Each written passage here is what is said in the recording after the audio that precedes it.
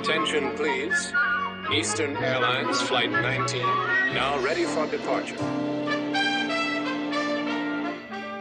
Welcome aboard the Walt Disney World Express monorail. Now, ladies and gentlemen, we're entering the vacation kingdom of the world. There's enough land here to hold all the ideas and plans we could possibly imagine.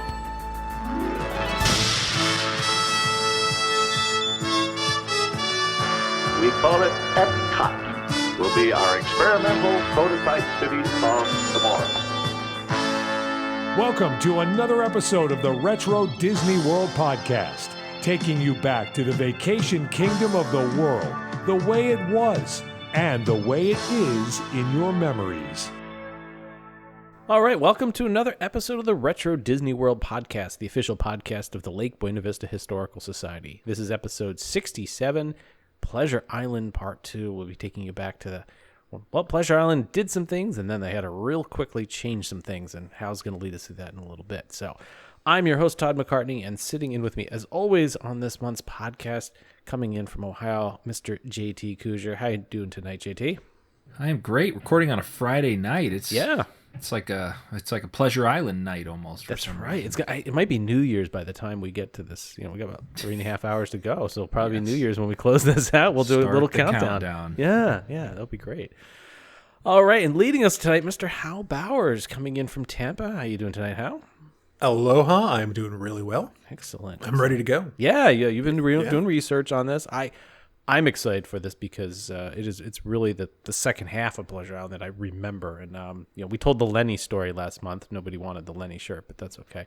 But Lenny and the Magic Bee. But certainly, there's a lot I remember about this. And this is peak 90s when we get to it. I'm so excited for this. This is, and we're going to concentrate just on. We're not even going to get into the 2000s tonight. We're just going to talk about when things really blew up at Pleasure Island in the 90s. Literally, in figuratively and literally, right? Yes. Things blew up. So, all right. And as always, Mr. Brian P. Miles coming in from Pennsylvania, home of Dutch Pretzel Land. And Brian, I shared you those pretzels I had arrive. Those are awesome. I can't even remember the name of them now. Greetings and salutations. You're talking about unique pretzels. Unique pretzels, that's it. They have the dark ones, and they're split tops. They're tasty, hard pretzels that are very hard in some cases. They're tough on some people's teeth, but big popular Lancaster County specialty here in Pennsylvania, the Keystone State. Best part, I was able to order like 12 bags of them delivered to my door, which is fantastic. They were good for like 7 months. I put them down away in the pantry. We're good. Yeah, when I was a younger man, I enjoyed the extra salt version. Oh. When I had, when you just ate with reckless abandon, you didn't worry about like getting old someday or your salt levels, your sodium levels.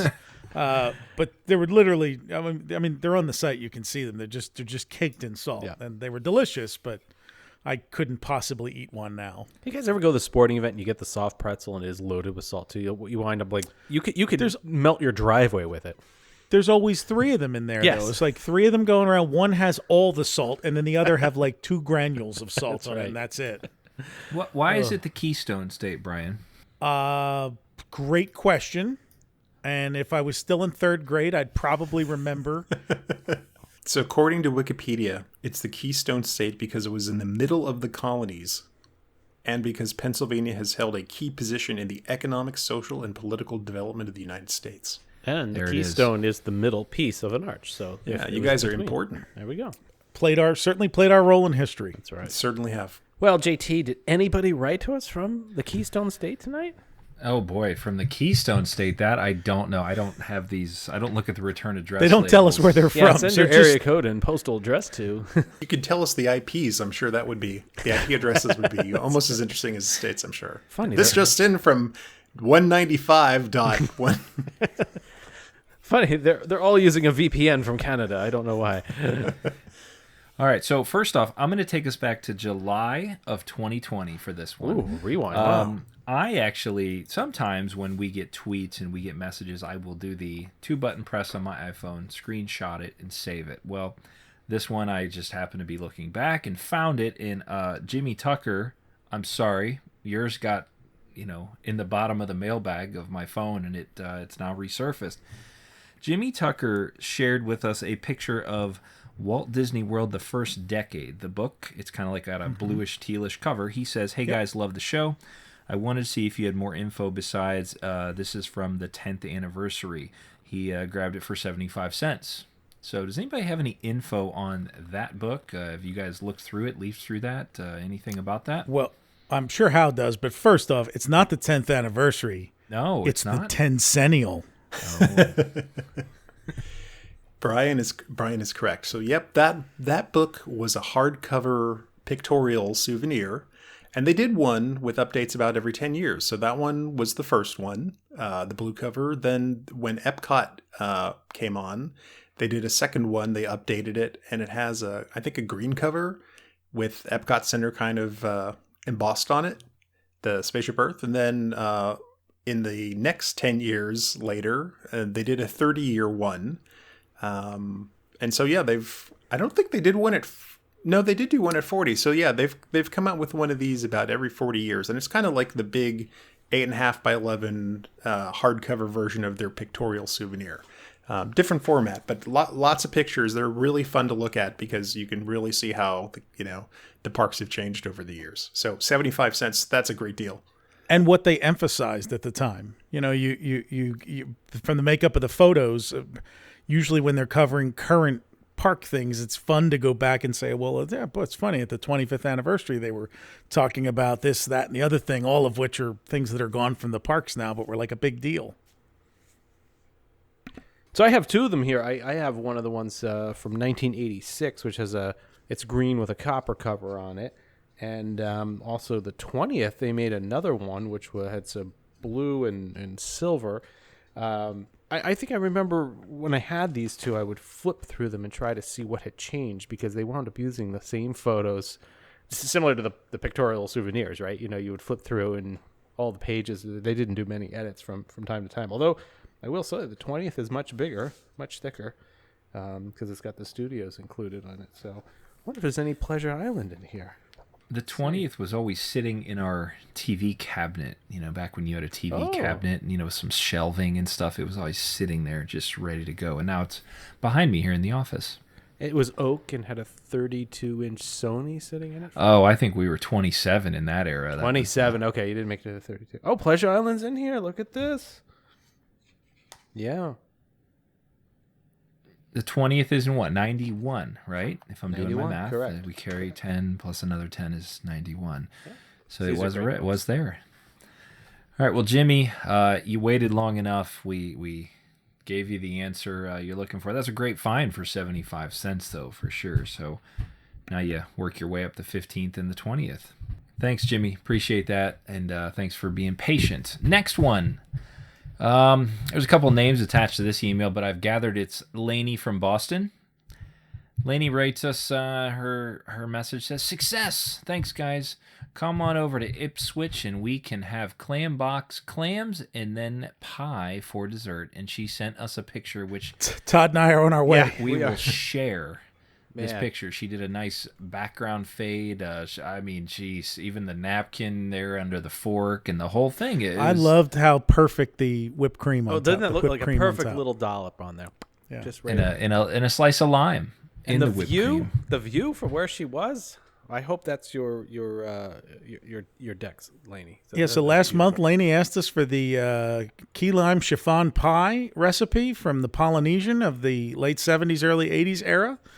And we had it, and we shared it with her and said, make sure you send a photo. And this past week she did. So it made us all hungry. Mm-hmm. Looks good. I might have to make that pie myself. It seems like a nice, refreshing summer treat. So thank you, Lainey, for that. We will we'll put that in the show notes so everybody can see that. That is a great, modern, perfect example of a recipe that's on our site, and I'm happy to share it.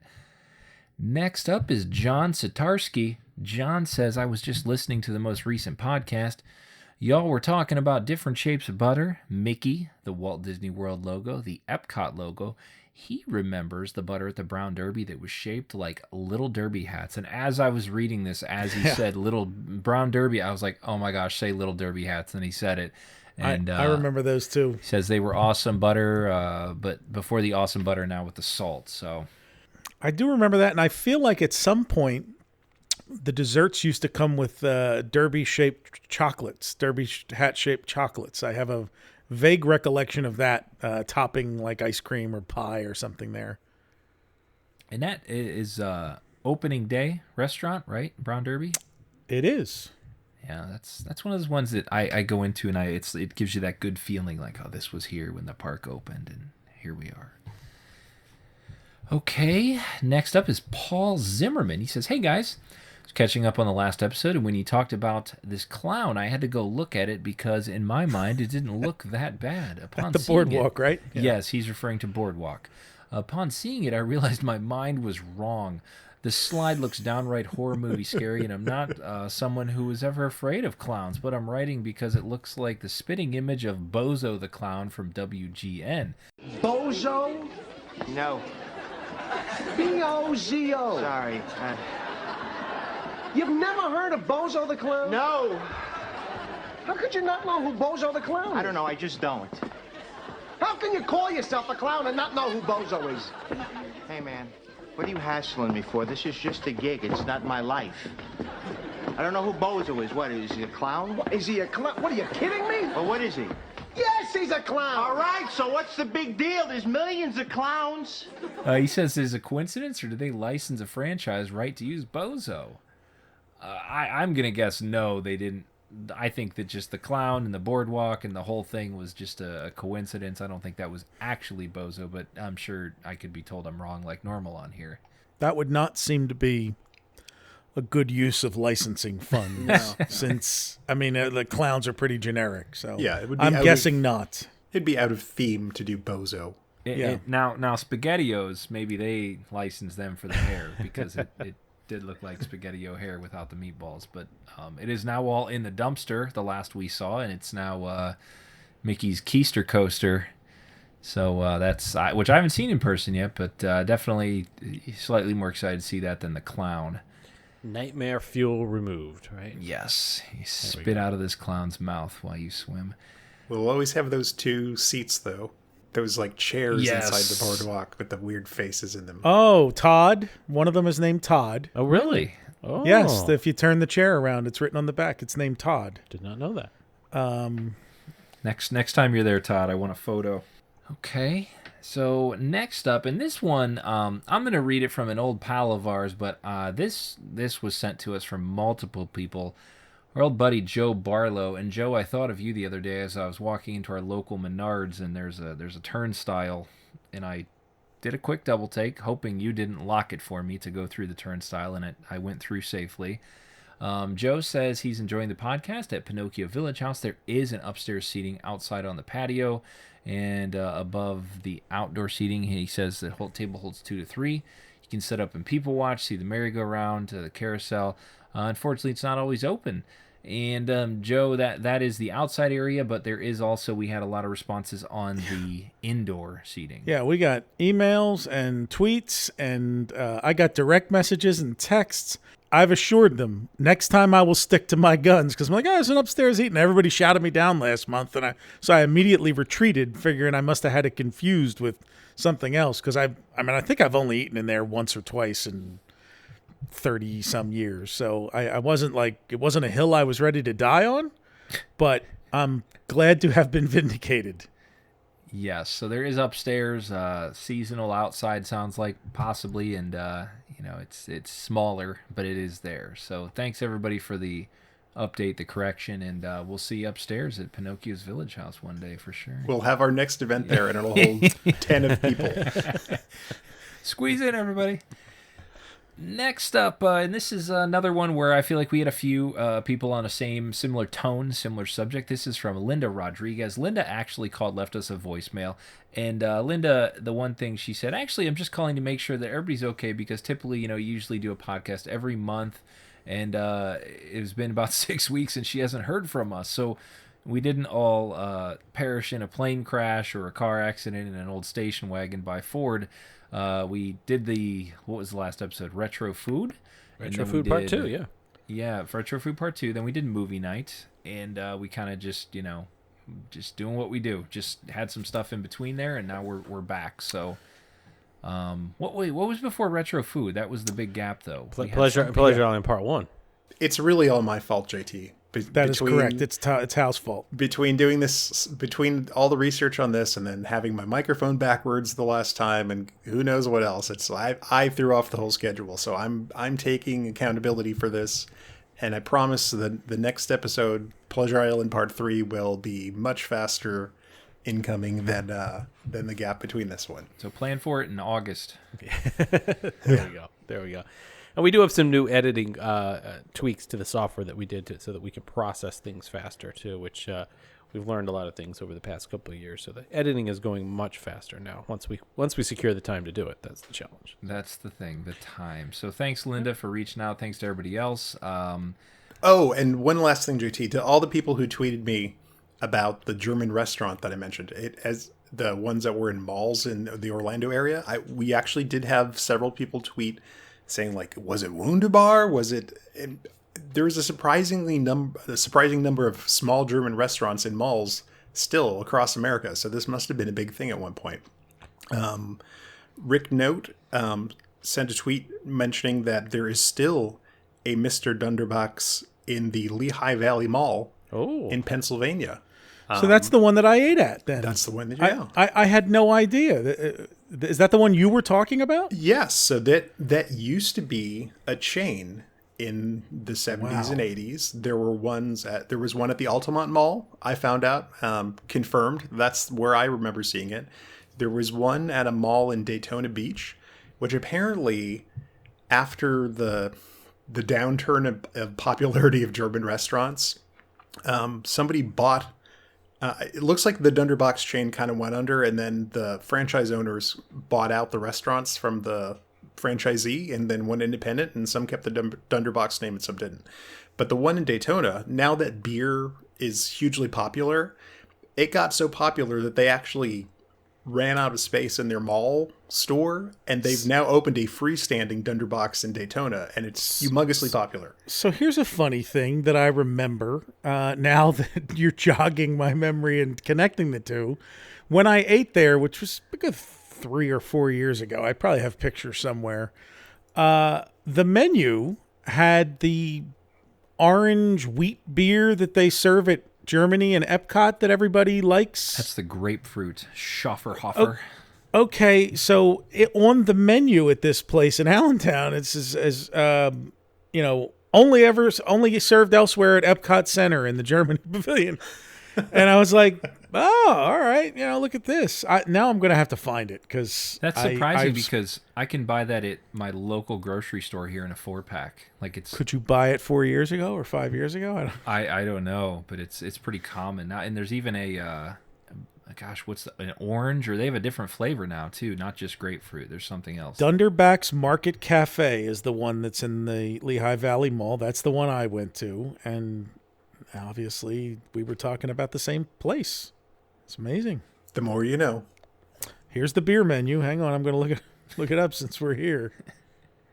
Oh, it's just this special month. It's a cool can. It's not very high in alcohol content, but the can has got like a matte finish. It feels really nice in your hand if you're into sensory issues like I have. And what is that one called, JT? It's a Schafferhofer. I'm sure there's a German way to pronounce that, but I'm American Joe here. It's funny because I'm just scrolling through here. I just remember that specifically having that notation on the menu, and I was like, huh. Claim to fame. Yeah, I mean it's a nice it's one of those people have those beers that have lemon in it, like lemonade, like a shandy, like a shandy type thing. Yes, it's a nice hot day beer, but how did you pronounce Schafferhofer? Looks like Schafferhofer. Pink grapefruit Weissbar, which is wheat beer. The famous German beer served at Epcot. 12-ounce Pilsner, 16-ounce Stein. It's if you want a tall boy, it's $8.95, or you can get a 6-pack takeout. There you go. But it's right here on the menu. It's the famous beer served at Epcot. So are you saying they're of a Floridian origin there, Hal? Is the restaurants? That I don't know, but there certainly seem to be a lot of them in Florida. And then Pennsylvania, and there was one in like North Carolina or somewhere. So this one is independently owned and family run. It opened on November 11th, 1977, and is the oldest independently owned and operated business in the Lehigh Valley Mall. Wow. Now I'm looking to see if there's a relation to these other ones, because obviously there was at one point. Yeah. It's like when there was like the last Bennigan's in the country that wasn't like wasn't part of the chain. Imagine the pressure of being the last Bennigan's. It's like the last. Well, I went to a Ground Round that was near here, and it was one of like 5 left in the country. And like you walked in, and it was, it was like when they had those Federation of Independent States over there, and in the Baltics because there was no like unifying government. So you got to go to the Ground Round and then stop by the Blockbuster, the last Blockbuster, and pick up a video. Amazing. Well, thank you everyone for those tweets about the German restaurants. Yeah, I guess we're going to have to do an event at Dunderbox in the Lehigh Valley Mall. Okay, last one here. This is from Matthew Driftmeyer. He says, "Hey guys, I've written in before, but now I get to do part of my actual job." He works for the Space Foundation Discovery Center, Space Museum, and Science Center in Colorado Springs. In our collection, we have NASA's Scott Carpenter Space Analog Station, and he attached a picture. It's basically an undersea research station NASA built. He says as part of its outreach mission, it spent some time at Epcot, 97 and 98 in that range. He says, all that we've heard is that it was at Epcot in the fall of 97 through winter of 98. Unfortunately, it has an internet black hole, and they don't really know much about it. So they're looking for info from us or listeners about where it was at Epcot and if anybody has any photos of it. He'd love to see, the history. Was it at Innoventions? Was it Living Seas? And what it looked like on display. Any help would be appreciated. So do you guys know about this, or maybe a listener does if you don't? We're going to do a little more research on this. I vaguely remember seeing it. I was there in April 98, which fits in perfectly with the fall 97 through winter 98 that Matthew was speaking of. So we'll do a little more digging on this and see if we can get a little more information on it. I'm trying to remember if it was at Innoventions or Living Seas as well. There's really, when you think about it, other than the floor, there's not so much exhibit space at Living Seas. So I almost gravitate towards thinking it was at Innoventions or something like that. But I vaguely remember seeing this. Yeah, it's not small. And think about that. How are you going to get that into Living Seas too, other than taking? That's true. Is there a door that big to haul that thing in? Yeah, because we know Innoventions had different ways of getting stuff in. So, I think we'll definitely do some more research on this and see what we can find out. Yeah, if you're listening, I'll have a link right here in the email. You can click it and just view that photo, and it might jog your memory right in the show notes there. And then if you have a picture of it, there has to be somebody out there that got a photo with it. Everybody got photos with this stuff when they're on vacation. So let us know and share your photo with us too for Matthew's his career here. It's depending on this photo search. So that's what's happening in the listener mail bag. Lots going on. Thank you, everybody, for all the messages. We appreciate your concerns, your questions, the Pinocchio answers, and also help us with Matthew's hard target search here on the photos. If you want to reach out to us, though, podcast@retrowdw.com is our email. You can also send us a direct message on any of the socials, and hopefully we will get to it faster than I got to that first one today. And let us know. You could end up on the show, or you could just get a message back from one of us letting you know, hey, yeah, we know what's going on there. So thanks a lot, everybody. All right, well, it's time for this month's main topic. And as we promised at the top of the show here, we're going to be taking you back to Pleasure Island in part 2 of our ongoing series of the history of Pleasure Island. And how it took us through part 1 about the Mr. Mayweather and the history of it, and we talked a little bit about how it got built and how things have changed there in terms of the layout, but we never really got to, I guess, what you could say, Mr. Pleasure's heyday, if you will, which was basically from a little bit after opening, year or so after opening, up until its closure, and really kind of into the mid to late 90s before it really started to fizzle out and change. So How is back again, as always this month, with more research, and how we're going to go through the Pleasure Island that I think most people who are listening to this podcast and most people who are listening that either went to, experienced, or read about, because it was the longest running period and it had the biggest and best stuff that it had to offer. And it was loud, it was 90s, it was obnoxious, it was in your face, and it was a lot of fun as well. So I was going to say, and a lot of fun. Yeah. That was the key thing. So as Todd mentioned in part 1, we talked about the development of Pleasure Island, Disney's innovative shopping, dining, nightclub district, which opened up in 1989 at the Disney Village Marketplace, which is now the Landing at Disney Springs. Yep. So at this part, we'll talk about the venue's initial failure, because it was not a big hit right out of the gate. Its turnaround, and kind of how it did through the 90s. So if you have not listened to part 1, here is a quick recap. Rosie O'Grady's Church Street Station, a complex of bars, nightclubs, and stores in downtown Orlando, had become the 3rd most popular attraction in Orlando, behind the Magic Kingdom and SeaWorld. And so Disney, now under the control of Michael Eisner, wanted a piece of the action. And their answer to that was to build a mixed-use entertainment complex adjacent to Walt Disney World's already popular shopping village, in hopes of luring the conventioneers, late-night revelers, and Orlando residents away from Church Street. But within a few months, it was obvious that wasn't happening, or at least not to the level of Disney management's expectations.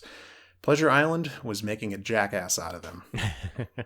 To say the least, right? Yeah. So publicly, there's never been an official rationale to why Pleasure Island had a shaky start, but I think that we can make some reasonable guesses due to the issues that it faced. And guys, jump in here if you think of anything or can extend on any of my speculation. Yeah, sure. One was access. So guests were free to wander through Pleasure Island day and night to shop and eat, but you needed a ticket to get into the clubs. So that put the responsibility on the frontline cast members to upsell the guests to a ticket to get into the club. So I think it's very likely that only a small percentage of guests would buy a ticket under those circumstances. Yeah, I mean, I can imagine somebody being there at the Village Marketplace. You walk over, you do a little shopping, you might have lunch.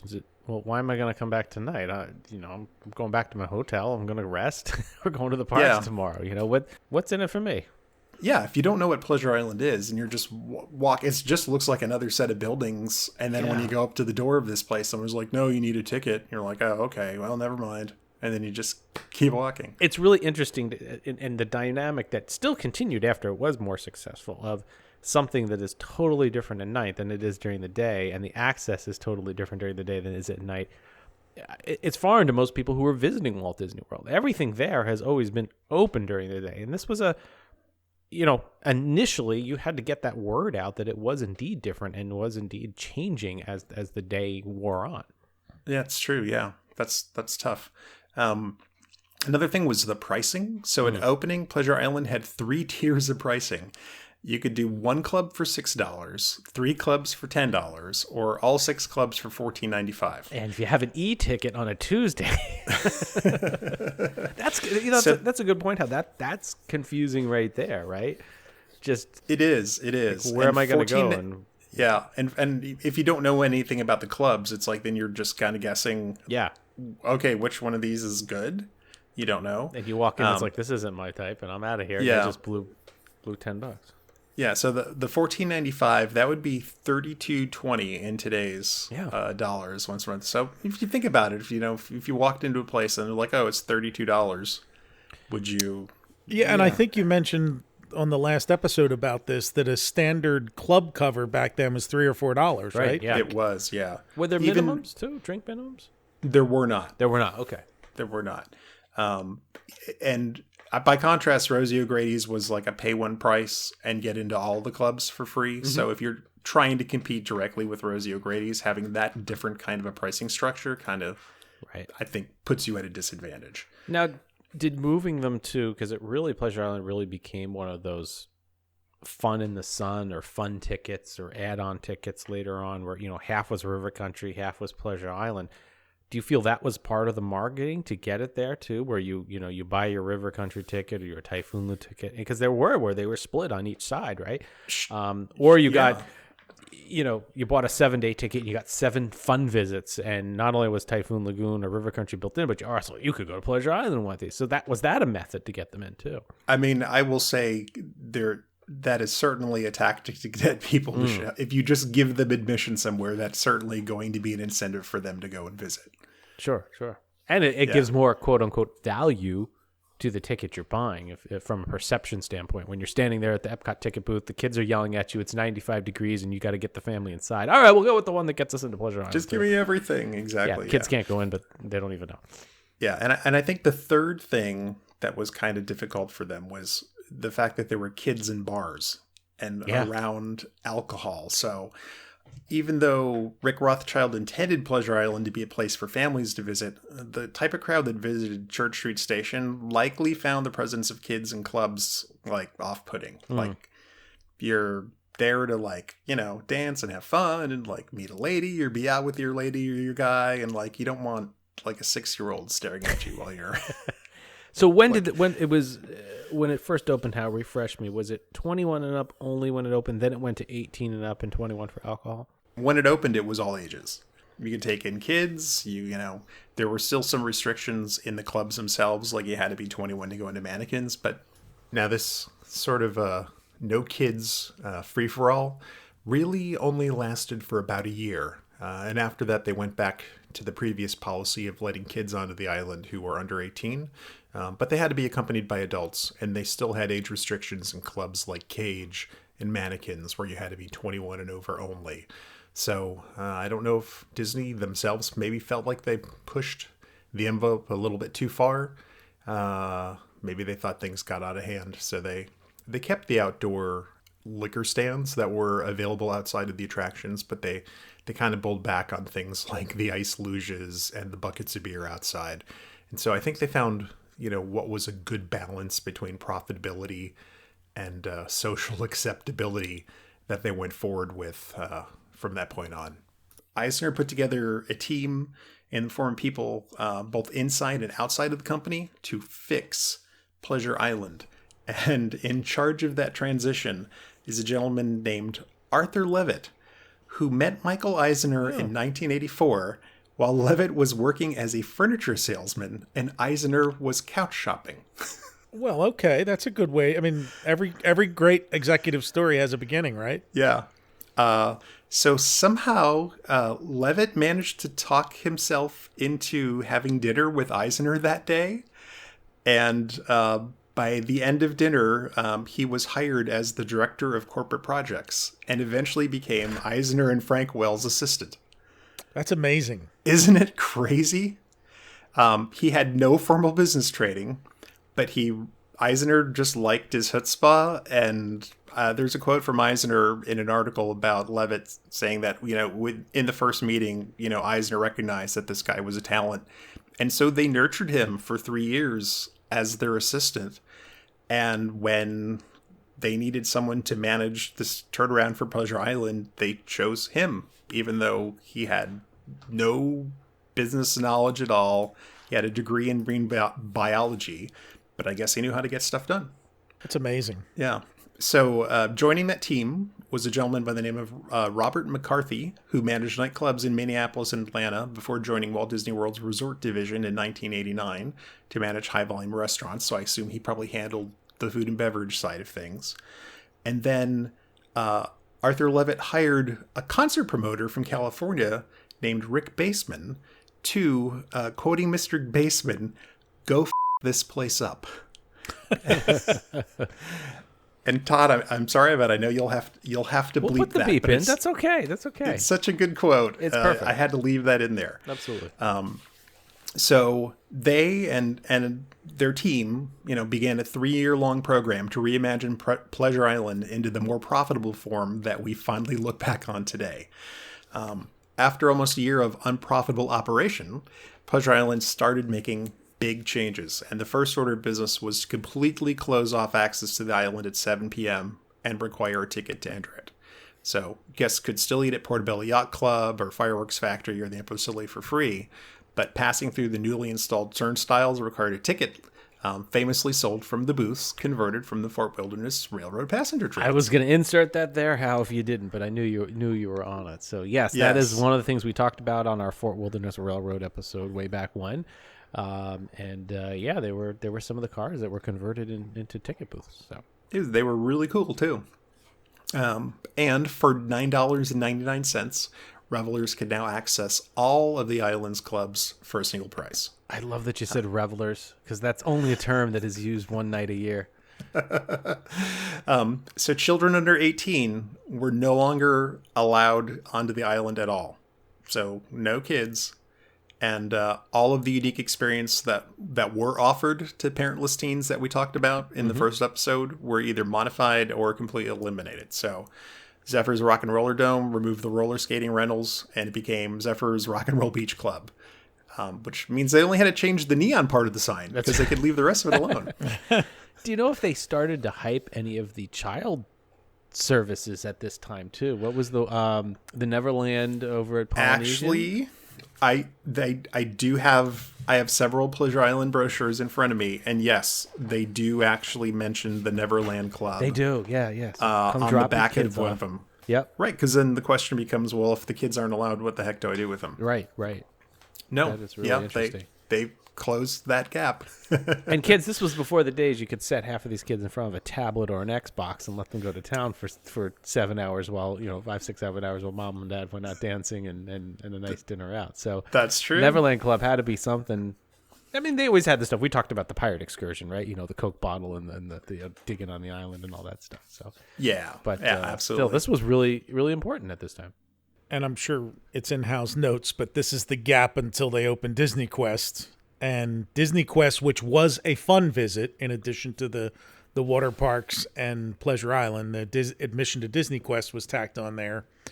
And Disney Quest, one of the problems with Disney Quest, it became a de facto place where older than young elementary school children, like middle school and young high school children, parents used to just dump them there and then go into Pleasure Island. And so you'd have all these unattended children running around Disney Quest.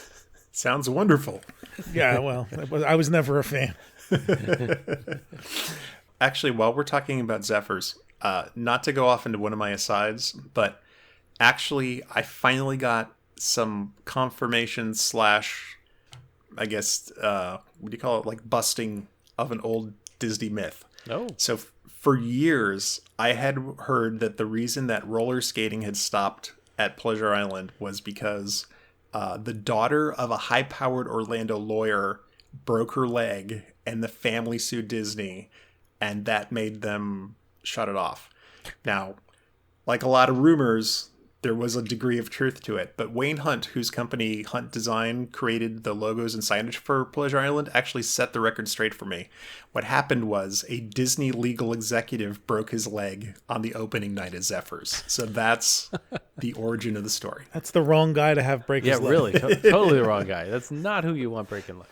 Although maybe as a good employee. But I mean, it stayed open for a whole year after that, so it wasn't immediate at least. But that's where that old story comes from. So other changes. So Videopolis East, which catered to the 18 and under crowd and gained a reputation as being the most violent place at Walt Disney World, was shuttered.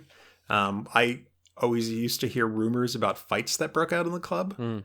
I don't know if it's true or not, so I'm going to put this one out to the listeners. We don't talk about first Fight Club. That's the first rule. Was that even a club there? Wait, I'm missing something. Well, if any listeners don't want to talk to us about it, don't send us an email. That's right. Yeah. Or leave a message for us, for sure. And to give people even more reasons to come back to Pleasure Island, Rick Baseman began bringing in national music acts to perform, included with your admission ticket. So in 1991 and 1992, you could see performers like the Romantics, Garth Brooks, Kansas, the Little River Band, Spyro Gyra, Meatloaf, John Mayall, Kool and the Gang, Lee Greenwood, and even Weird Al Yankovic perform on the newly constructed West End stage, which was located at the end of the island closest to the Neon Armadillo and Adventurers Club. That's not exactly like a 12,000 seat arena there. It's more like 120 crammed in. Oh, I was going to say that's an intimate setting, for sure. And especially, I mean, you're talking 1991, 92, Garth Brooks, like, he was the biggest act in the nation then. Like, yeah. Breakthrough success was 89 to 90. So yeah. Like he was gigantic by 91, 90. Oh, we're gonna have him play the end stage. The end stage where it's very chummy for about 500 folks. That's all. Yeah, very chummy. I guarantee there were fights that night. Those are brawls when it's a Garth Brooks concert. Yeah. They're brawls. But I think that really shows how much money and time and effort they were willing to put into, getting acts that would draw crowds. They tried really, really hard to do this. There were other events that they put on too, like the Sunset Celebration, where they would have, oh my gosh, like jugglers and the like circus stuff, like the Whirling Wheel of Destiny, and like the Wynn family that performed, I think, at the Epcot Circus also performed there. And they would do things like Corvette car shows and all kinds of crazy little events just to draw, locals and also, people that were on vacation. So another thing that was different, especially for Disney, is that carts selling beer and cocktails were added throughout the island outside the clubs. Oh, this is when the test tube shots came out too, right? Yeah. Yeah. Those were dangerous. All conveniently located by the queues, so the people waiting in line to go into a club and drink could drink while they were waiting in line to go into the club and drink. They used that same tactic in the lines in Pandora, where they stationed Coke and soft drink carts like halfway through these 2-hour-long lines. You get up there, and you just got to go pee. Smart. It's really a bathroom line when you're going into Pleasure Island Club. That's really what it is. It's just a line to use the restroom. They also had tubs of beer on ice set up outside restaurants, and even an ice luge for Jägermeister shots outside of Zephyrs. I mean, it's starting to sound like a bad frat party, really. It was, well, let's see. They also had live entertainers like stilt walkers and jugglers. And they also had other pay-to-play mini attractions like a Velcro wall. Yeah, I was just going to say that the Velcro wall. Now, there's another one I'm going to talk about in a second, but let's just think about this. You've had a few drinks. The last thing you want to do is either A, get into a Velcro suit and jump against an inflatable wall, or 2, get in an Orbitron and be spun on 4 axes. It all depends on how many drinks you've had. That's true. You want to fight a stilt walker and then jump on a Velcro wall. Go for it. And how in your videos, it's just so loud and obnoxious at that point with everybody trying to do stuff. There's probably a sweet spot, like when you're bowling, where you have just enough alcohol that this stuff sounds like a good idea, but not too much that like you throw gutter balls. It's fast. So the Velcro wall, that started on Letterman, right? He was the first one to do that. Was it probably the first one to do it on television? Yeah. Yeah. And Todd, can you explain what an Orbitron is for people that might not have ever seen one of those? So an Orbitron is this device, much like astronaut training, where you would get strapped into a seat, and it looks like you're just getting into a seat with 3 concentric circles around it, but unbeknownst to the passenger, or beknownst to them, maybe they want to do this, it can spin on 3 different axes. So they give you a good whirl, and I think some of them, the idea was to try to control it. I mean, that's what the astronauts would do, right? This was training for them to come out of an uncontrolled spin, and they would use the joysticks and stuff. But a lot of these ones at amusement places were just for the sheer joy of being rotated randomly on 3 different axes and spinning. And, your hair, if you have long hair, it's going all over the place. And it's something that I would see on I can imagine on International Drive with those human slingshot things too. Yeah, it's a thrill seekers type attraction, if you will. Yeah.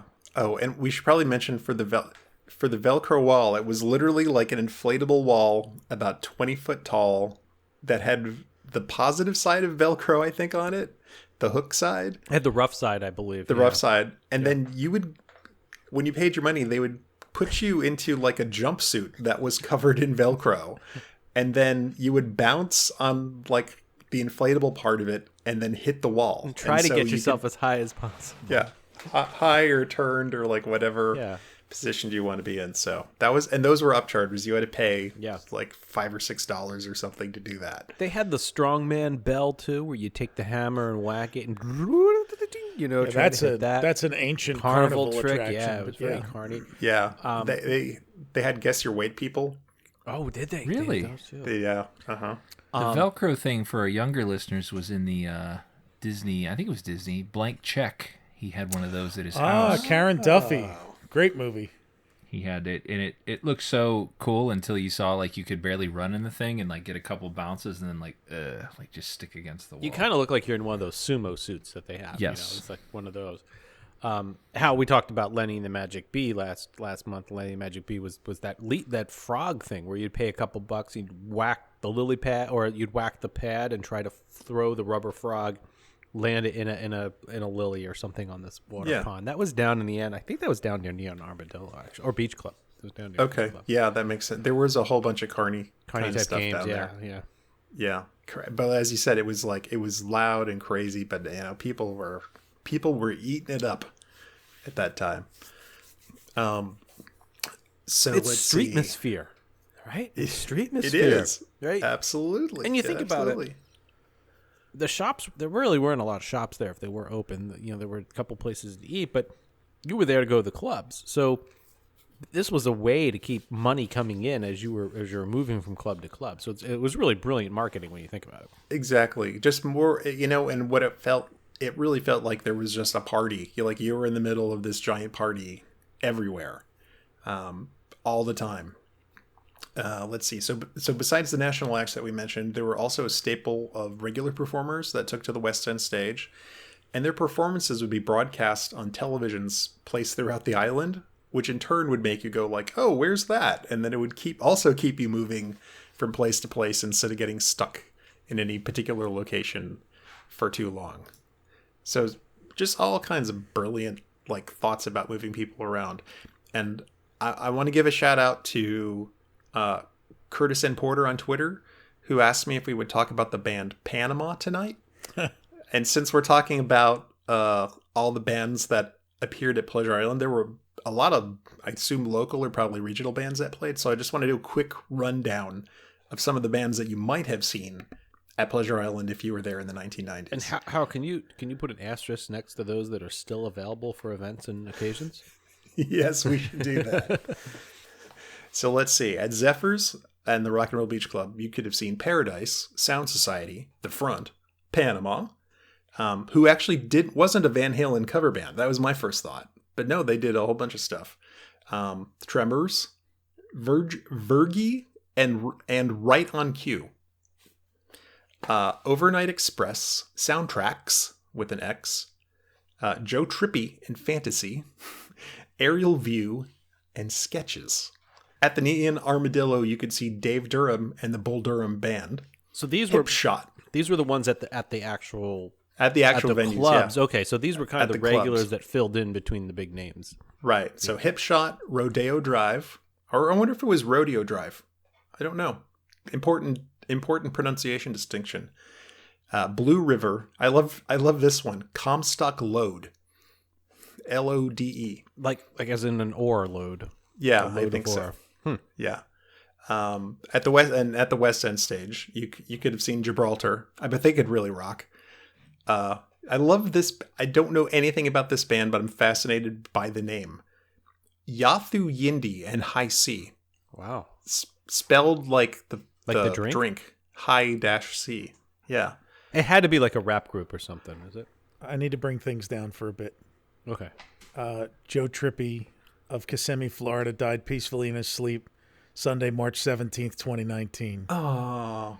He was a gifted and talented entertainer and musician, was awarded a scholarship to the Juilliard School at the tender age of 18, but he declined it in order to tour with the band Spiral Staircase, who had the hit single, I Love You More Today Than Yesterday.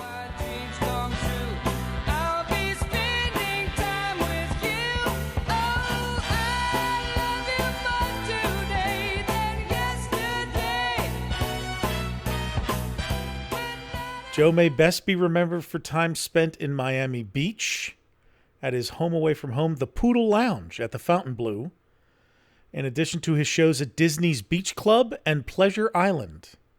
Actually, it says Disney's Beach Club, Pleasure Island. I think they mean the Rock and Roll Beach Club. and he formed his own band, Joe Trippi and the Fantasy. So rest in peace, Joe Trippi. You are gone but not forgotten by those of us talking about Pleasure Island. That's right. In the early 1990s. Another rock god has ascended to the heavens. All right. Also on the West End stage, Ottmar Liebert, the Mahoney Brothers, Island Breeze. I kind of remember them. The Mahoney Brothers are local from here. Oh, really? Yeah, they're from Philly. They're awesome. They do a lot of Beatles covers and other. They're terrific. All right. Well, there you go. Exodus, Clouds, the Sound Society band, and perhaps the band that played everywhere, always at Pleasure Island, Frankie and the West End Boys. Oh, they were the fill-in masters, right?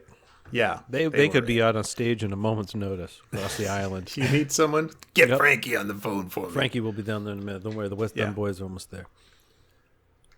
So that's a little rundown of the many talented acts you might have seen. How the West End stage was big because we're going to talk about its nightly stuff. So did it rotate through the night at the West End stage, and then it was standard every night around 11 o'clock? Was there a band that always was there at 11 for the countdown? There were usually about 2 to 3 bands that would play there during the course of the evening. And then when they first started doing the countdown stuff, it was actually kind of like a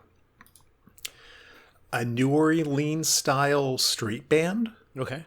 That would actually wind its way through the entirety of Pleasure Island, starting on one end, and then actually sometimes they would even go into, like, I can remember being in the Adventurers Club, and they would be in the middle of a show, and the band would just come in and completely interrupt what was going on in the main salon. That's improv for you.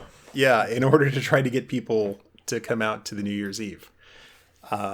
And then eventually it became a stage show with the Pleasure Island explosion dancers done to a pre-recorded soundtrack. And that's the version that I have the video of. That's on our YouTube channel. That answers my question. Yeah, so no, great question. All right, so the biggest change, though, to all of this was bestowing Pleasure Island with a character and a reoccurring holiday that made the guest experience and merchandise a lot more memorable. So, as we mentioned in part 1, when the island opened, all the merchandise and the promotion was based on the clubs and the shop's logos and the island's faux refurbished architecture. They were kind of, they were nice, but they, didn't light the world on fire. But by the spring of 1990, a new Pleasure Island logo began showing up in advertising and on signs featuring the Funmeister, a modernistic, moon-headed figure who is depicted in a dancing pose, still among Pleasure Island's architecture, but surrounded by multicolored confetti. The logo really made it look like a party was going on, and you were going to be right in the middle of it. Now, Todd, I could tell by the look on your face that you're going to draw a comparison with another character from that era. 1988, Mac the Knife came out, right? With Dinner at McDonald's. It's Mac tonight. Big news, everybody. Now you can get a Big Mac. So he was a crooner type character along the line. It was like a Bobby Darin type, yeah. And Mac the Knife, a very famous crooner song. Yeah, the Funmeister, I mean, I don't know how much fun anybody is with a moon chin. I mean, Leno's pretty funny, but... I've never partied with a guy with a moon chin, but I am willing to learn. Yeah, I'm up for it. So it was interesting, but what's really, really key about the Funmeister, it was not just, prominent on at the island. He made his way to the tickets and the brochures. It really became the symbol, the logo of Pleasure Island, because... really, when you think about it, Pleasure Island really didn't have a logo, so to speak. It was, so he started, the Funmeister. Hey, let's use him to symbolize what you're going to do. Yeah, it really gave them a kind of a singular focus character that they could market around, which Disney is great at. Yep. And then eventually, probably around maybe 94, 95, he actually started appearing more as a cartoon character. Like, besides that flat sort of logo version, it's like suddenly there was like a more fleshed out Disney character version that started appearing on brochures and and other places too. So query: was there ever a walk around meet and greet character? Oh wow, not that I ever saw. Okay. Lost I'm opportunity. disappointed by that. Yeah. I'm going to say right now I'm disappointed. if he served hamburgers, would be great. I could see us rewriting the Heat Miser song too, like fun, heat and winter. Who was it? Heat and Cold Miser. Yeah. By the Rankin brothers, right? Rankin. Yes. So the fun miser. I feel like he could have been there at the start of the night, but if he was there at the end of the night, it could have. It would have been bad. problems. There'd have been problems. He was looking at somebody wrong. Yeah. Somebody would have been like, "Get over here!" Come here, Mr. Moon. Let me make you see stars. I mean, Now, when you look at the Funmeister too, he definitely slept during the day. I mean, there's just no doubt. Well, I also appreciate that he classed the place up by putting a suit on. That's true. He could have come in just shorts and a tee, or it could have been like a Hawaiian shirt, like been this Yeah. Magnum PI guy. No, he classed it up. He put a shirt and tie on. He's got a bow tie. That. Now there's Yeah. an outfit. We need those suits, like And a his green sneakers. suit with a pink bow tie for the next event. Yeah, good stuff. He had a couple different incarnations too. He became he was very cartoon-like, but he also became a little more, what would you say, pop art like when it came to the logo. He was a little more cut. Oh yeah, or yeah. He was rigid. more of that 80s, 90s, very contemporary Memphis He was just style. like shapes, like flat, 2D shapes. And then when he got the cartoon thing, he seems like a little more of a person. Yeah, I like all the confetti that they put around him with Oh, yeah. shapes of musical notes and stars and for those looks kids really- out there that missed the 70s malls and may have missed even the 90s malls, every color of the Funmeister was used in every mall that was built in the late 80s and mid 90s, right? It was teal, yellow, purple. It is. That pattern would have made a great carpet. Oh yeah, somewhere Yep. in an palette arcade is or just someplace. incredible too. Fiesta Fun Center. And what's interesting too is he doesn't take up. He's on the tickets, but if you look at some of the tickets, you just think it's a moon. You don't really. Your eyes aren't drawn to because there's so many different shapes, as JT said. Yeah, it gives you, if you sit there and look at it, then you start to see like, oh, okay. So I see it's this guy and there's buildings and there's palm trees. So there's an island. And then, okay, so underneath that, there's waves. So we know Pleasure Island is an island. I also think the other funny thing too is sometimes they just used his head. They didn't use anything else. So, and that was good enough. There was one post that actually managed to stay up, like even after Pleasure Island had closed, that had the moon head on it. And it was like one of the last vestiges of Pleasure Island before it was all taken down to become Disney Springs. I just have it here. Yeah, it was like the post finally came down. He wasn't removed until 2010. And unceremoniously removed one night. So I feel like the Funmeister is missing now. Like his head would be a perfect antenna topper. Oh yeah. Oh, like a fun nice stuff, little yeah. like light up solar thing on your deck. You charge it and then it lights up at night on in your front porch or something. They did make a vinylmation of him. I have that in my office at school. Oh, okay. That's sitting there. It's amazing. Let's see. So the character's name was plucked from purported island founder Meriwether Adam Pleasure's invented title of the Grand Funmeister, and was seen in the island's historical plaques, which we discussed back in part 1 of this. But that's really that was really where that kind of came from. They were just looking for a character. They had a name in what they had already written. They're like, hey, let's make a character, put the name on there, put him on the logo. Boom, Bob's your uncle. We got our marketing and merchandising check. I don't think Mayweather or Mr. Pleasure would have been nearly as fun too. So. No, and I think that's, they wrote, we talked about this the last time too, they wrote this enormously elaborate backstory that really, because it was just shoved on those plaques, it's like, 95% of the people who went there probably had no clue what was going on, how it related at all. So again, having this pictorial character that's obvious is a lot better for that. So yeah, if you had, like Meriwether Adam Pleasure, it's like that. I don't think that would have been a very strong marketing hand. For the recurring holiday, Imagineers briefly entertained the idea of making Every Night Christmas, which I'm sure Brian would have loved. I probably would have gone then. Imagine it snowing every night. Yeah. But then they settled on the idea that every night should be New Year's Eve with a reoccurring countdown, live music, fireworks, dancers, and general revelry at the West End stage every evening, which I think was a great marketing hook. How did they confuse those two as one being better than the other? Like if you said, "Oh, what could we do to party?" You don't go to Halloween, or you don't go to something that alienates half of the people that are going there. You know, what I mean, you go to something that is for the con. Well, it seems like such an obvious good idea because all of the thing, New Year's Eve is always associated with partying. Right. There's a countdown. Yeah. There's noise. Like it seems like obviously the best choice. Yeah. How could that not be the first choice? Yeah. It's Flag Day every day. Now, speaking of holidays, I just shared these with you guys. There, I found this series of pins, and there was an Easter Funmeister and a Thanksgiving Funmeister. Oh my God! Was one a turkey leg and the other an egg? The Thanksgiving one, he is the head of the turkey. It's the moon head on a turkey body, and then the Easter one, it's the Funmeister moon head with bunny ears on it. I picture the Kramer turkey, and his head's on the body, and that's what it looks like. He's like, "Hey, buddy." It's so versatile. So besides a great marketing hook, the celebration gave a reason for everyone to stick around until midnight, or at least 11 p.m. on weekdays, because midnight took place at 11 p.m. Monday through Thursday for no apparent reason. Well, it's a weeknight. It's a weeknight. We can't let people up till then. So they didn't really explain in the story why midnight happened at 11, but whatever. We'll let that one go.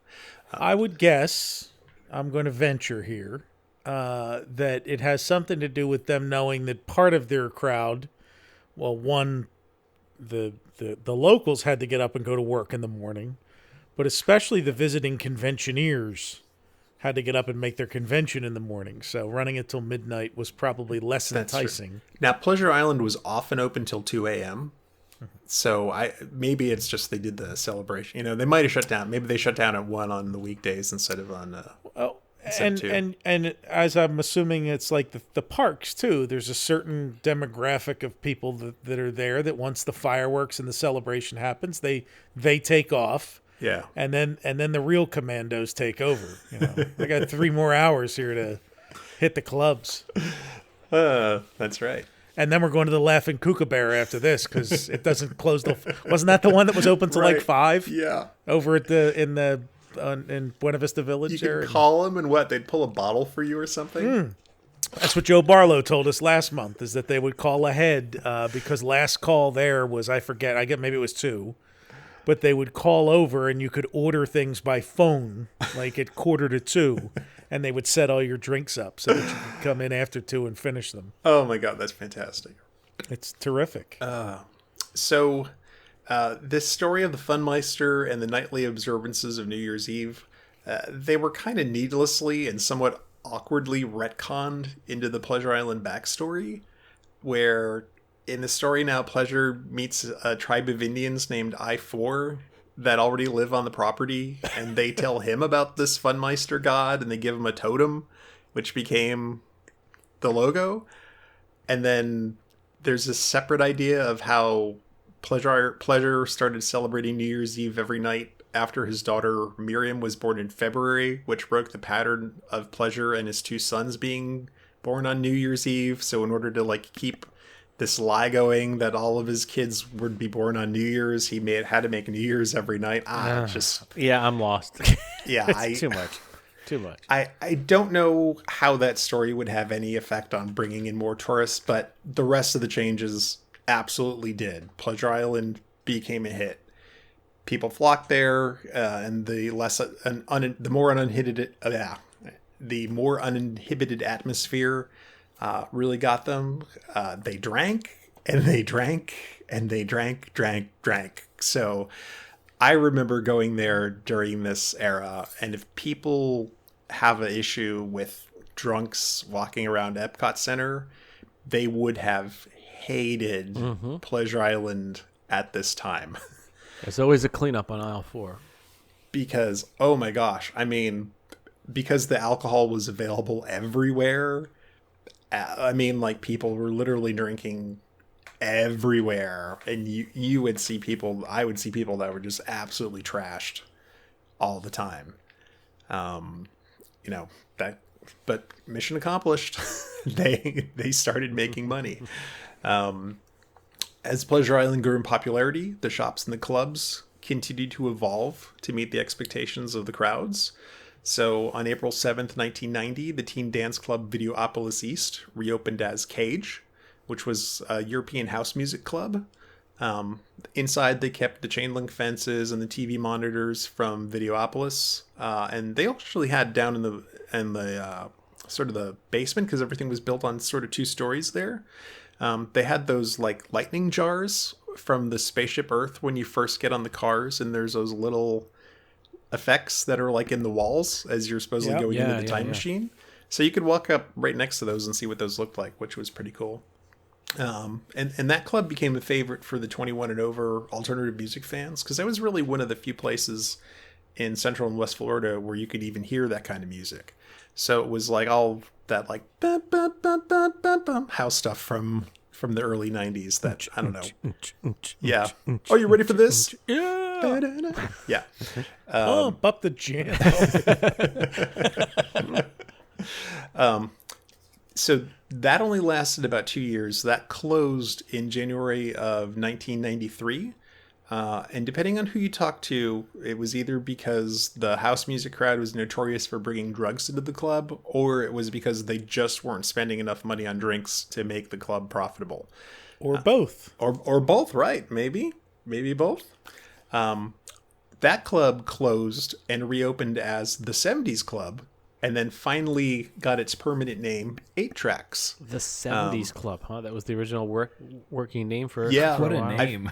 I found that on the back of a ticket saying admission to the 70s Club and Mannequins was for 21 years and old. 21 years. We couldn't come up with anything else. But it tells you what it is, I suppose.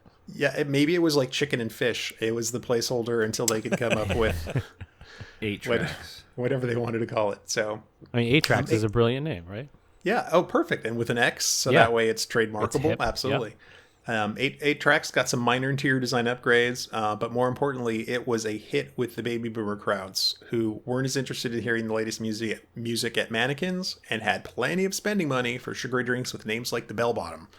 So if you did it now, it would be like, what would you call it? Like yacht rockers, or right, something like that. I mean, if you did it now at the same look back period, it would be like the 2000s Club. Yeah. Like, how crazy is that? Yeah, that's true. That's right? true. That's true. Yeah. Hey, it's 2002 every night here, Chiefs. It's Cafe 80s, but it's not done well. Yeah. Zephyrs, Rock and Roll Beach Club, they dropped the fake radio station lettering and just became Rock and Roll Beach Club. And they got rid of the whole alien thing too, right? They did. Instead, they got like the smiling shark breaking through a life preserver. That's the one I remember. Which I think was more than somewhat reminiscent of a popular character from Ron John Surf Shop's merchandising. Oh, yeah. At the time. There was this shark that they had that kind of reminds me an awful lot of that. So even the whole logo, it looks like something you would put on a shirt at Ron John or Hogan's Beach Club or something. Totally. And we talked how that was the club that you had to climb stairs to go back down into the club. Yes. Right? A lot of the clubs there were really big on second floor entrances and then walking downstairs in order to get into the club environment itself. It's almost like they wanted to give you the preview of what, we're going to go down there, or, Yeah, I mean, they were all very dramatic. Like all of the, Merriweather's Market, Pleasure Island's counter service food court. I guess that wasn't profitable enough. I'm trying to actually think in Pleasure Island why you would need a food court. Because, you had the restaurants like Fireworks Factory, like that makes sense, but there's so much dining anyway. I assume that just didn't do well. Just to sell sticky rice and Pepto-Bismol. I mean, that's really all you needed. So after a brief stint as the Moonlight Cafe, it was renovated and reopened as the Pleasure Island Jazz Company. And on past episodes, we've talked about Lake Buena Vista's long history as being kind of the jazz hotspot for Central Florida. And this venue was kind of the next step in that legacy. So they hosted both the national and local jazz acts, including then current president of Walt Disney Theme Parks and Resorts, Judson Green, who was an aspiring pianist, training from the age of 4 on to become a professional musician. He actually went to college. He was going to become a pro musician, and then he switched to accounting and then became like the CFO for the Walt Disney Company and eventually took over Walt Disney World. But he would come in and do sessions at night and play at the Pleasure Island Jazz Company. It was good. Pretty cool. That's yeah, awesome. I actually have a CD recorded live at the Pleasure Island Jazz Company that was released nationally. That's got a bunch of jazz bands and he plays on it. So besides all the restaurant besides all of the club upgrades, there were also updates to the shopping kind of often in the 90s. And there's one store in particular that I think people will remember because its sign found new purpose and lived on for a really long time. There was a store called Island Depot that sold, that's the one that sold the PI merchandise. That became a Dick Tracy store in 1990 when that movie came out, and they parked some of the cars from Disney MGM outside. But it got replaced in 1991 by Jessica's from Who Framed Roger Rabbit. And the big draw there was that they built this gigantic 30-foot tall Jessica Rabbit whose leg would swing back and forth. Yes. That would light up at night. That was kind of like sort of a Las Vegas style thing. Yeah, amazing. That character and most of the merchandise in that store, it's interesting. They actually commissioned artist Mark Mardelsonian. Hang on, Marderosian. Okay. They actually commissioned artist Mark Mardosian to create the merchandise that was in that store. So that wasn't stuff that was available elsewhere because Roger Rabbit was big. That was all things that were made specifically for that store. And they had nightgowns and negligee and of course cups and all kinds of other stuff. But they really pushed that like to an adult edge. And after that store only lasted as long as, about a year, as much as the Who Framed Roger Rabbit, popularity kind of hit. But they ended up keeping that sign and putting it in a different position, and that sign stayed there for years. And that's one of those parts of Pleasure Island that I think is kind of indelibly burned into my brain. I just sent you, gentlemen, I sent you the photo in our Slack channel. I'm sending you 2 here, but the first one is a picture I took in April 1998 of the Jessica Rabbit. And at that point, the starburst above it was the neon that it was kind of go around, make a circle of it. And I don't believe her leg or any neon was doing anything else at that point. So. Oh, okay. But I remember because I was like, I got that picture. I was like, I want to make this an animated GIF, Never did. If somebody wants to, let me know. It's still a good time to do it. That's right. So that takes us into the 1990s, and it's Pleasure Island is hopping. I think what's interesting though is even the people that built Pleasure Island. I think there's an interview with Rick Rothschild where they had kind of figured that most sort of club establishments or I guess places to party like this, they usually only have about a 10-year lifespan until they start to decline in popularity. So even as they built Pleasure Island, they kind of knew that there would sort of be an end date in mind, or at least there would have to be an opportunity to kind of reinvent itself again. So there were some changes that happened in the 2000s as it kind of like filled out the last legs of its life. So the next time that we get together, we're going to talk about the 2 biggest clubs in Pleasure Island, which we don't have. It would take another hour to talk about them tonight. I'm not going to do that to people. So that's the Adventurers Club and Comedy Warehouse. Those deserve. They deserve. They'll get their own episode. Yeah, they absolutely deserve their own episode. There's just so much interesting stuff. I do want to add a postscript before you leave here, Pleasure Island tonight, because we have to talk about Art Levitt, the furniture salesman, who became the guy that oversaw the reimagining here. I want to touch briefly on the rest of his career. While at Disney, he oversaw the boardwalk, the initial concept of the boardwalk. He was in charge of whatever the Lake Buena Vista Club, resort was called back then, during his time at PI. He oversaw that. He was also one of the key guys on Disney Vacation Club when they launched that, presumably for marketing and management. And then he left Disney in 1993 to run Hard Rock Cafe, the entire Hard Rock Cafe organization, which he did for 3 years, and then came back to Disney. After a period of time at Disney, he then left and started his own consulting firm, which he still has today, called 4Gems, which is a venture partner, and they have an animation lab, and is a consulting practice focused on the improvement of business and industry. But in the interim, he was also the president and CEO of Fandango, Inc. So this guy is parlayed, and by the way, just for a point of clarification, he wasn't selling a sofa to Michael Eisner like for Michael Eisner's house or his office.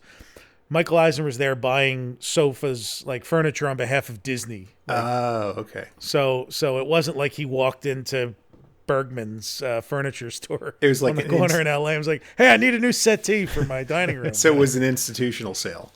It was. He was, probably discussing buying in bulk. Okay. He sufficiently impressed him, and the man's had a 30-year career in the entertainment industry and is apparently well off. So that is fantastic.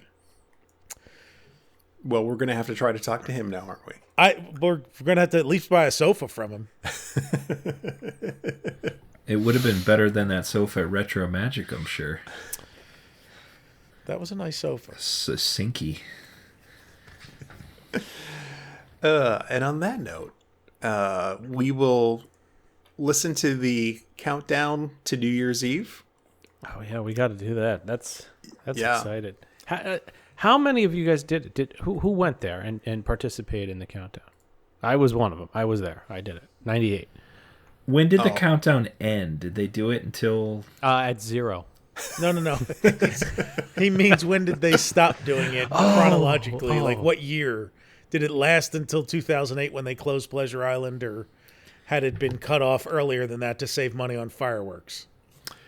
That is a great question. I vaguely remember it, and it could be, those vacation planning videos tattooed in my brain, but I recall it in early 2000s, like 2004, 3, in that range. Yeah, I will not remember the year. I do remember going, well, actually, I know I went with Rob, and our friend Matt was with us, and I think that trip was 2003 or 4. And that was my exposure to the Adventurers Club, at which point Adventurers Club, which we'll cover next month, was totally ruined by Adventurers Club enthusiasts who stepped on every joke and jumped in front of everything that the actors were doing, which was to great merriment for them and total confusion to people like me who were like, what is going on here? So we'll cover that when that comes. But I remember us either missing the fireworks or barely getting outside. But I did go to the comedy club, walked into the Adventures Club, walked in and out of 8-tracks and maybe Mannequins or one of the. It was at a point where you didn't need to. But I do remember being there. Oh, one thing I did forget to mention. I think another thing that probably helped to bring a lot of people back is they actually started selling Pleasure Island annual passes in the fall of 1991. Oh. I happened to have one. I was apparently, I did not realize this, but I found out because I still have like a bunch of my ephemera. I must have been one of the charter annual pass holders because I have a letter personally signed by the Funmeister. Not that I'm trying to brag here. That's insane. Like that is actually his autograph. Yeah, when he wasn't a walk-around character. Yeah, Funmeister has an autograph here. So they sent me a letter that said, "That's right. The real New Year's Eve is around the corner.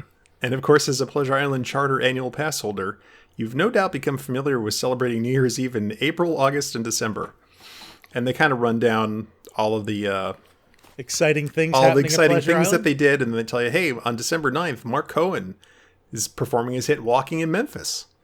And I'm walking in Memphis. We're also going to count down New Year's, in case you didn't know. Yeah.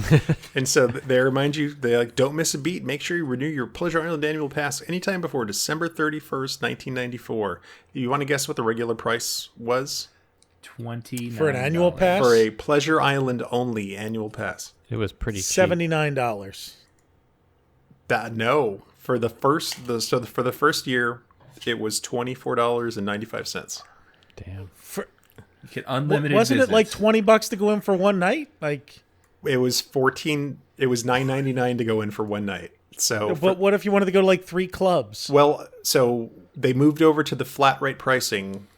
All right, the Funmeister changed it up. Right, when Funmeister came in, it went from the $14.95 for all the clubs or $9.99. The order changes. Yeah, he's like, let's do this. More fun for all. Fun for all and all for fun. That was actually so for the price of 2.5 visits. Yeah, you could go for all year. You could go all year. Mm-hmm. That seems like a deal. It's a deal. We didn't touch on this episode, did we? On the cast member nights, right? Like they got in for free on Thursdays. Thursdays, yeah. Yeah, so Thursdays were always a big night there. It was. And they actually did other special events. So the reason they sent this letter is like they were going to sell you on an upcharge New Year's Eve on New Year's Eve event. And they also often did like special Halloween parties and mannequins that were themed. Or some they did a thing where they made Pleasure Island the Pleasure Isles on St. Patrick's Day. Okay. So they had a bunch of little special stuff too. But yeah, as an annual pass holder just for Pleasure Island, that was a lot of fun. We went quite often in the early 90s because there was really no place like it other everybody had their bars in Tampa and you had your single one-offs, but there weren't many places other than Rosie's and Pleasure Island where you could go do a whole bunch of different things all on the same night. I think it was a little different too. It was a trusted level of fun that was different, right? As much as it was fun and a little, yes, people had too much to drink. I think there came a different level of trust with it where families wouldn't mind their kids being dropped off for it. 21 and over I'm talking about, even 18 now. Not dropping your 6-year-old off, yeah. Well, that is an interesting point because, there is certainly a stigma involved with drinking and going out and partying. Well, that's the genesis of Disneyland and all of these Disney theme parks is that they take something that was a setting that was previously seedy in a certain way and try to clean it up and offer you the same thing in a cleaner, nicer, safer atmosphere. And Pleasure Island tracks with that. And I never went to Rosie O'Grady's, but I assume that, there was a certain degree of parking lot danger or anything else that goes with those kinds of environments that you're not going to find in the Lake Buena Vista Shopping Village parking lot when you're stumbling to your car. Right. That is true. And we will talk about that very specifically when we get into Comedy Warehouse. Yeah. And so I'm curious then about when City Walk opened for Universal, because it's a history I'm not that tuned into, but it is. So that opened with Islands of Adventure. That's what I figured. So that was 1999, I think. All right. I'll verify that. And they have a whole like Mardi Gras type thing they do down there, right? Like in for Universal. They don't. They do a Mardi Gras event at Universal at the parks, right? At the parks. Okay. Now, interestingly enough, it was actually Pleasure Island where that was done first. They actually brought in a crew with a float from New Orleans in the early 90s and had them throw beads there. I'll share this one with everybody. It says, love the podcast. When I'm not listening to the podcast, I occasionally watch old episodes of This Old House.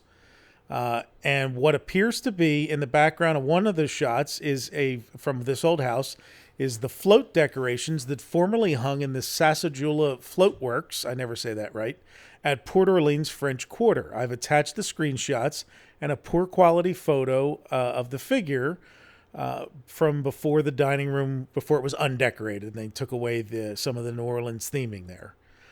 So he says the episode was filmed at an actual float works in New Orleans called Mardi Gras World. The jester prop acting as a sign out front is also reminiscent of the prop behind the registers.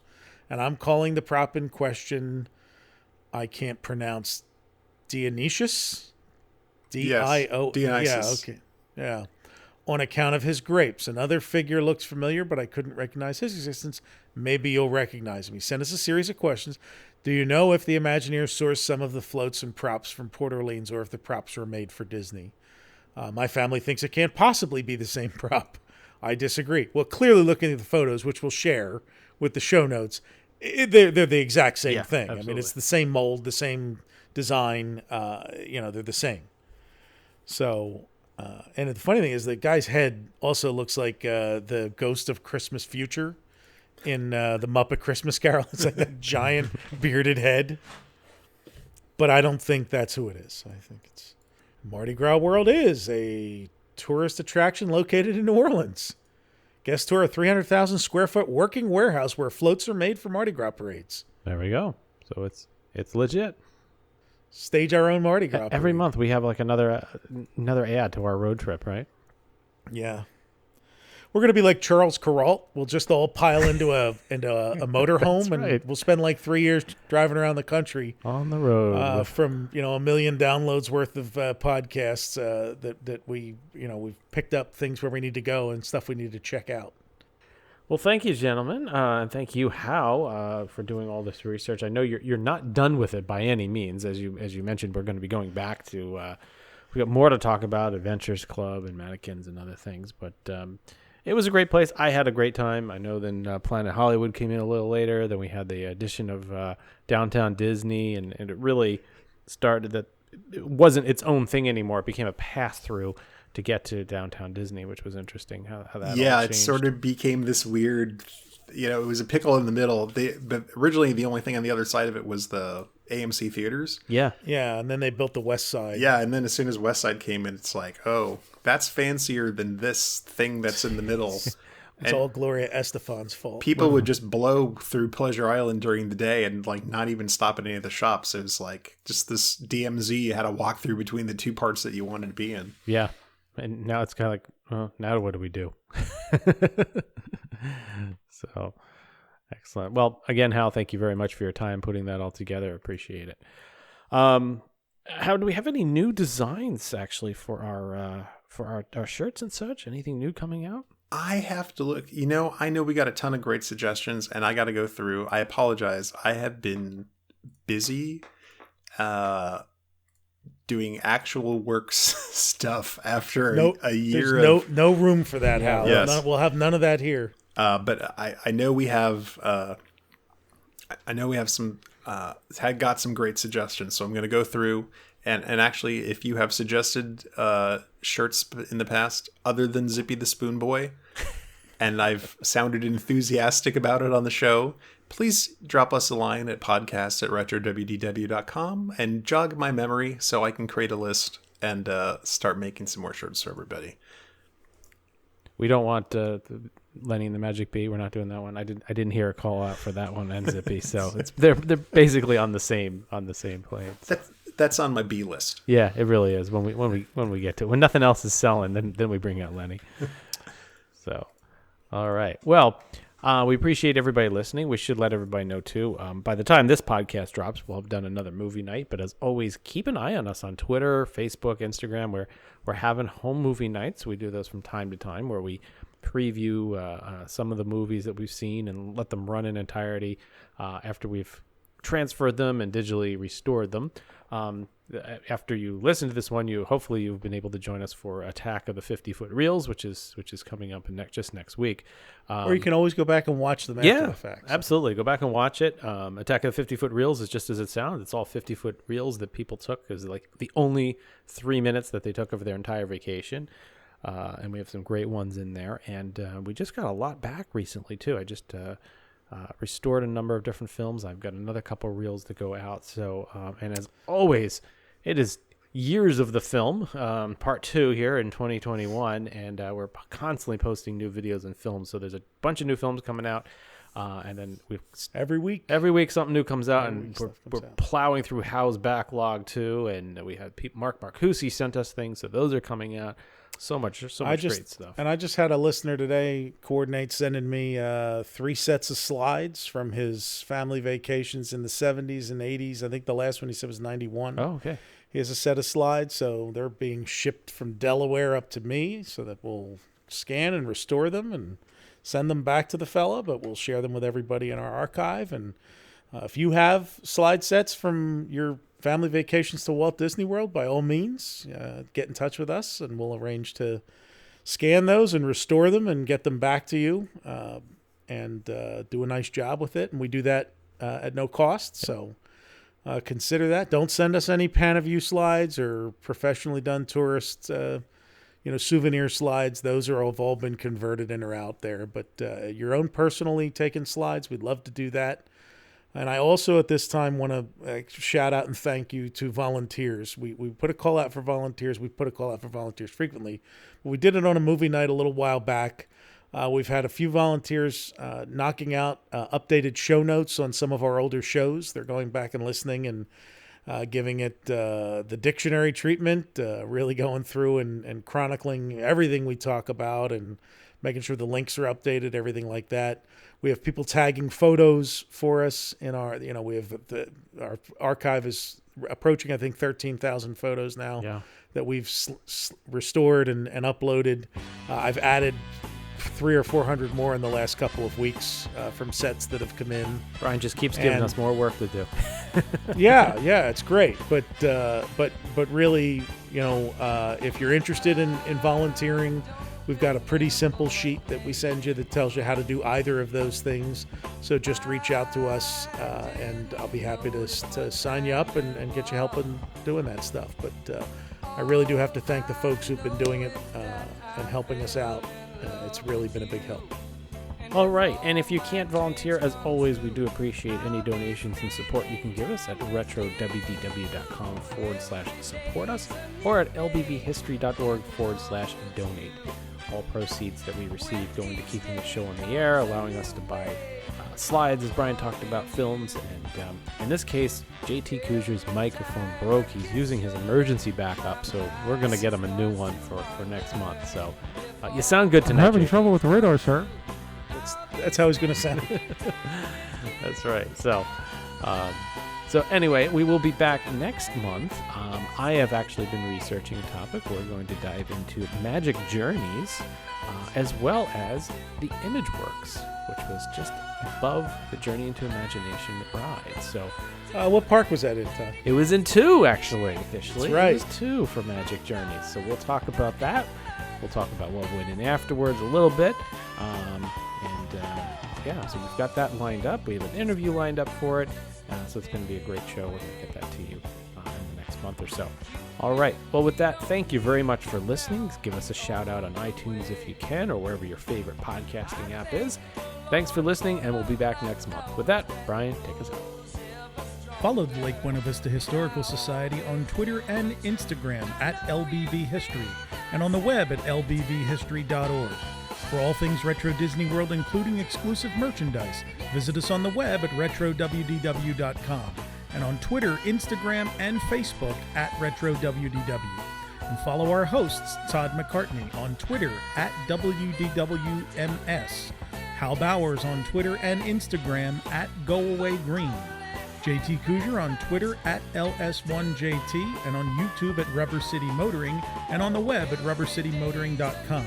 And you can find me on Twitter, Facebook, and Instagram at Brian P. Miles. Retro Disney World is the monthly podcast of the Lake Buena Vista Historical Society, a nonpartisan, nonprofit, tax-exempt 501c3 organization, and is not affiliated in any way with the Walt Disney Corporation or any of its subsidiary or affiliated entities.